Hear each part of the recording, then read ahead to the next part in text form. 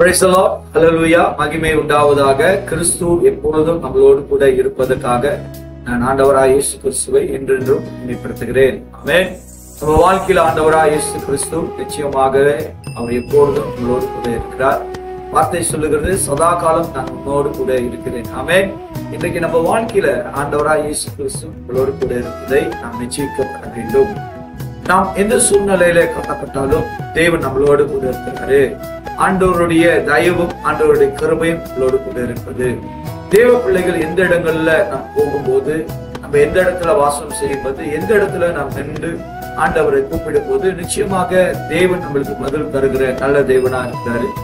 தேவனை பற்றி இருந்து தேவனை விசுவாசிங்க. எந்த சூழ்நிலைகள் வந்தாலும், எந்த போராட்டங்கள் வந்தாலும் ஆண்டவராய் தேவன் நம்மளை விடுவிப்பார் என்று நீங்கள் விசுவாசிக்கும் போது ஆண்டவர் நிச்சயமாக அந்த சூழ்நிலைகள் எல்லாம் மாற்ற வல்லவராக இருக்கிறார். இந்த நாளில் நாம் காணப்போகிற தேவனுடைய வார்த்தை சங்கீதம் 50ஆம் அதிகாரம் 15வது வசனம் சொல்கிறது, ஆபத்து காலத்தில் என்னை நோக்கி கூப்பிடு, நான் உன்னை விடுவிப்பேன், நீ என்னை மகிமைப்படுத்துவார். அல்லேலூயா. பாருங்க, நம்ம வாழ்க்கையில வருகிற ஆபத்து, நம்ம வாழ்க்கையில வருகிற எதிர்ப்பு, நம்ம வாழ்க்கையில வருகிற போராட்டங்கள்லாம் ஆண்டவரை கூப்பிடணும் என்று வசனம் சொல்லுகிறது.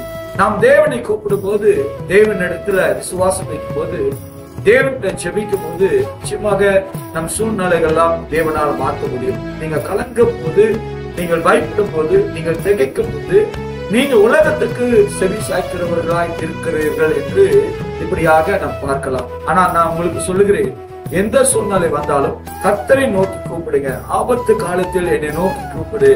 நீங்கள் தேவனை நீங்கள் கூப்பிடும் போது, ஆண்டவர் இடத்துல நீங்க ஜெபிக்கும் போது நிச்சயமாக ஆண்டவர் உங்களுக்கு விடுவிக்கிற நல்ல தேவனா இருக்கிறார்.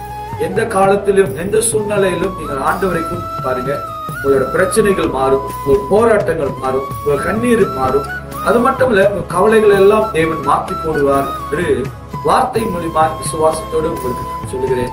பிரியமானவர்களே, நீங்கள் ஆண்டவரை நம்பி வாழ்ந்து பாருங்க, உங்கள் வாழ்க்கையை கட்டலாம். அமைச்சகம் செய்யமாக நல்ல தகப்பனே, இதோ சங்கீதம் 50ஆம் அதிகாரம் 15வது வசனம், ஒவ்வொரு பிள்ளைகளுக்கும் ஆண்டவரே உடைய நம்பிக்கை என்கிற விசுவாசம் உண்டாவதாக. கர்த்தாவை, நீர் அவர்கள் வாழ்க்கையில அற்புதங்களை செய்ய வல்லவரா இருக்கிறேன்.